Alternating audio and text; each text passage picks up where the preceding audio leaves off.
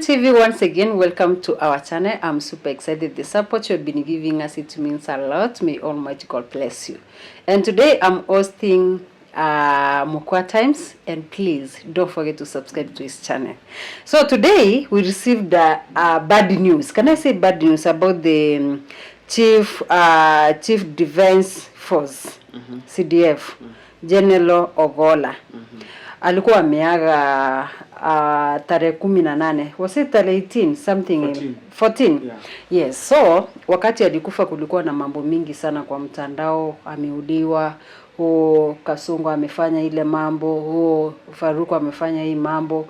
Unajua kama kawaida wakati kisa kama hiki kimetokea, mambo ni mengi ama mambo ni kadhaa, especially ukikumbuka kwamba Ogolla inasemekana in the previous wakati wa election kuna party alikuwa anataka kuplay, wengine wakasema Ogolla kuna vile wakati walikuwa wameanza kuungana na Gachagua. Yaani kulikuwa na mambo mingi sana. Wakasema pengine alikuwa anataka kupendua serikali pia wakati wa baba ile time ya Gen Z. Sasa wakifanya nini? Wakiandamana. Kulikuwa na so many stories, but wa Kenya kama kawaida wataongea mingi. Now people have been waiting wasikie ni nini kilitokea, chopa yao clash ambayo iliua watu 9. Yes. So today the late General Francis Ogolla Ruto aliweza kureceive report ikisema kwamba engine ilifail. So many people have been asking questions mpaka hata hatujapata majibu. So before tuchambue kidogo nataka kusoma something hapa vile waliweza kupata the report. KDF au ni KDF, Kenya Defense Force, ndio wamesema engine failure downed chopper that killed General Ogolla, not pilot error. So wakisema ni engine failure, sio pilot error. What does it mean?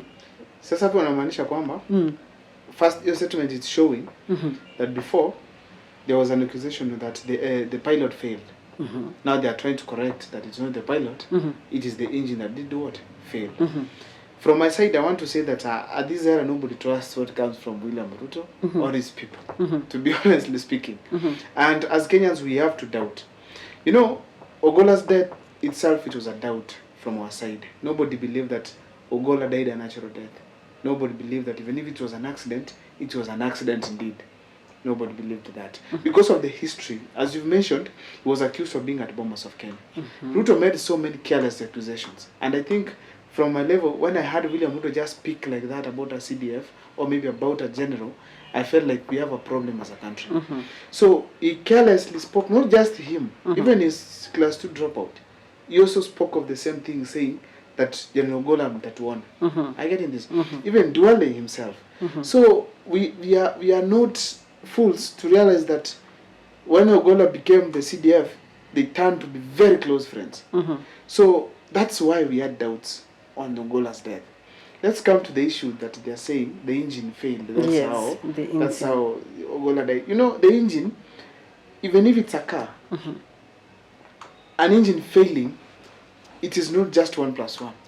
The car must have gone for quite some time. Very true. And according to all checks that they have been doing, they are seeing there's an indication from the dashboard that the engine has a big problem. Yes. It cannot be from nowhere. An engine is not a tire. Yes. That it can just break down like that. So an engine, I'm very sure from my side that before a CDF, because a CDF is someone leading the military. This is a very crucial person in a country. There's no way you can just live and travel with a failed engine or a failing engine or an engine that's almost obsolete. It cannot work. There must be thorough checking, and for it to be decided that this engine can move for a certain distance, they were sure about it. So from my side, I want to say that I completely don't trust the report. The report that came about the CDF, I don't trust it. The reason being, it is because of what you believe. When William Ruto travels with Air Force One, it undergoes serious checking. When even the Kenya Airways itself travels to a SKQ, when it goes to any country, there is proper checking before it leaves the airport. Even these choppers that you do fly with them around, they always undergo proper checking before they leave. And an engine that is going to fail can be told that this engine is going to knock. It will fail. Because an engine, it's a process. It's not just something that you can just remove a wire and it does not work. It is a process within an equipment, isn't it? So therefore, the fact is, from my side, I don't trust what comes from the CDF, what comes from the report, more especially what the CDF recently said about the government. Because we realized that the Kenya Defense Forces, CDF, just came out and castigated us for saying Ruto must go. And that was very unfortunate to realize that our CDF is thinking political. Someone who should be professional, the way we used to have General Ogolla behaving. From my side, I've never had more time to witness and see how CDFs behave. But when Ogolla was in charge, it caught our attention because this is someone Ruto was fighting before he became the president. Seriously fighting, actually, after the elections. So I was keen to see how these people are operating. And we could be able to see the professionalism within Ogolla himself. Huh? So when it comes to this current CDF coming out openly to speak about what Kenyans are doing, I asked myself, how is it that it did not speak on the issues that Kenyans were raising against the government, but is speaking what the Kenyans are saying in solidarity to their patriotism, and also in relation to what they want, like what they don't like within the government. So he's correcting the people, but he's not correcting what? The government. I asked myself, why is it that he's one-sided? Because I expected he could have said, as you say, Ruto must go. It is not, you must think of constitutional ways to ensure must go, goes, isn't it? And then I expect him to say, the political class also, make sure listen to the concerns of the what? Kenyans. Of the Kenyans. But instead, he stopped at the fighting for politicians. That is meaning that means very well that his cause is not in relation to the Kenyan wishes. His oath of office is in relation to the political class, and that is very wrong. In fact, from my personal level, that's the time I started thinking of Ogolla's death, and asked myself, okay, so after Ogolla's death, we get political pronouncements from a CDF. Very wrong. But generally, it is the role of the group that went through the process to ensure that we have the report. Bringing the report, it's an achievement, but now the contents of the report is another thing. To be honestly speaking, I don't trust anything that comes from any part of the government. I don't, because we've seen so many things happening, and you ask yourself, is this really a country? I don't trust anything. Right now, even if the NIS speaking, I know Rudinaj will speak from a political perspective. If it is William Ruto speaking, I know he's speaking from a certain angle. Because when you see even school kids being tear gassed, what is it for? If they could have left those school kids to just go and rehearse. So sad. I just want to read some comments here. KDF chopper or an ordinary one. Mukitoka kutubeba ufala, mutuweke chini please. Someone said, Pole sana. Rest in peace before Star General. Another engine failure will happen if the report is manipulated. The investigations should have been done by independent entity. When you investigate yourself, the results are meaningless. And the echoes of war continues. Not convincing at all. Alone. What does engine failure point to? Lack of surfing, unless it was a deliberate engine failure. Deliberate? Yes.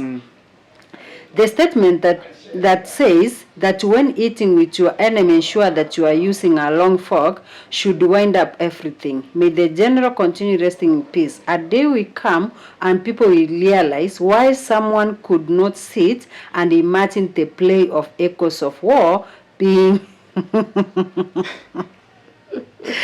engine failure is brought about by lack of servicing. Ama ndege haifanyi service, haiwezi haribika engine. This is the same question people have been asking. Hata gari yako mokwa, ukitaka kutravel, lazima uiangalie.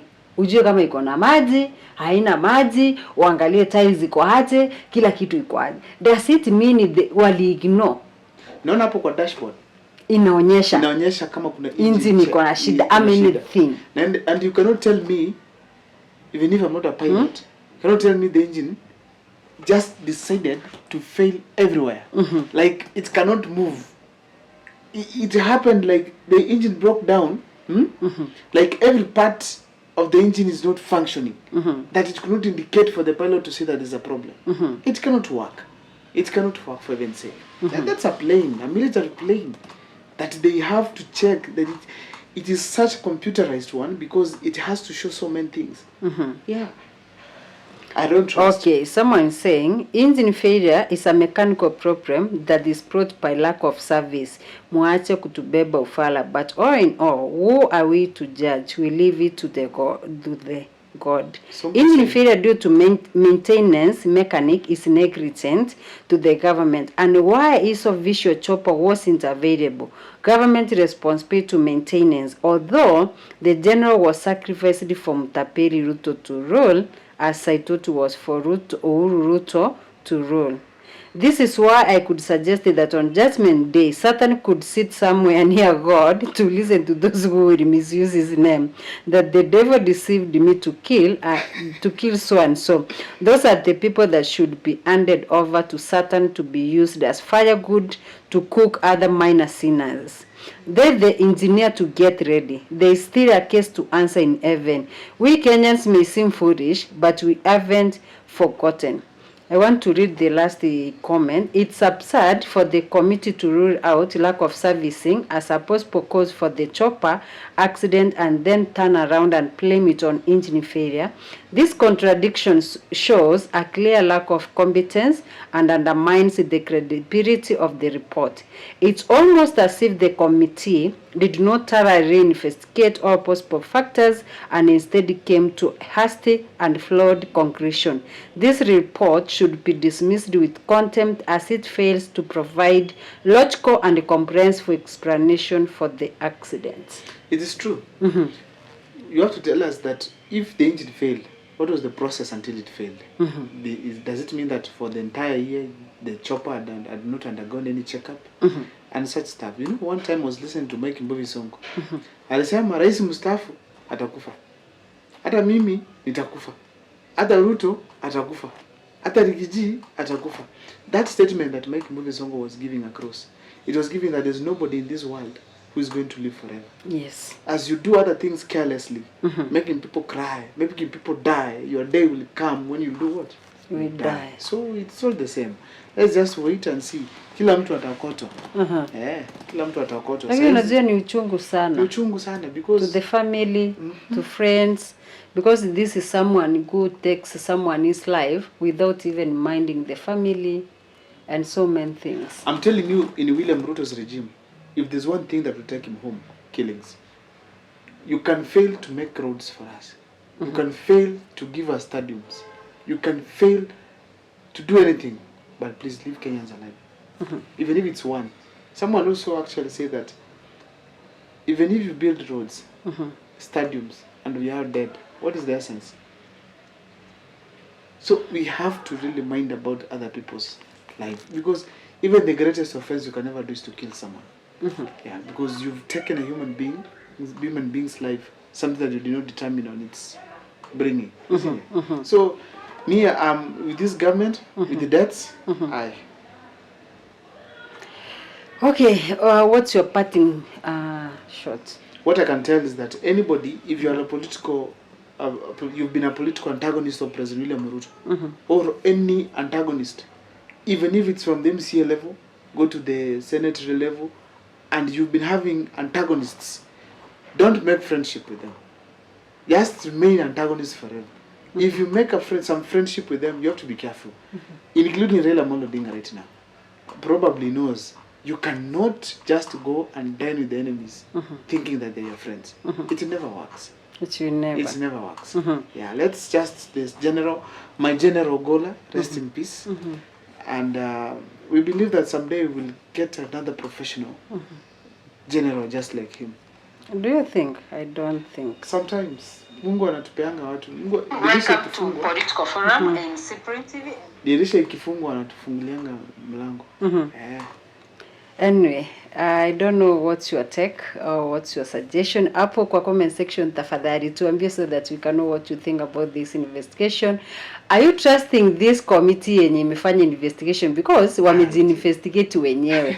So are you trusting them ama bado nakata? Anyway, I can say guys, don't forget to subscribe to Mokwa Times and also subscribe to Cyprian TV, and also wale watu ambao wanapenda local content, don't forget to subscribe to Cyprian TV Gusii Updates. Hapo ndio utapata update ya kila kitu, not only in Kisii, the whole of this Kenya, utapata every update there. So guys, thank you so much. May God bless you. See you in our next video. Bye bye.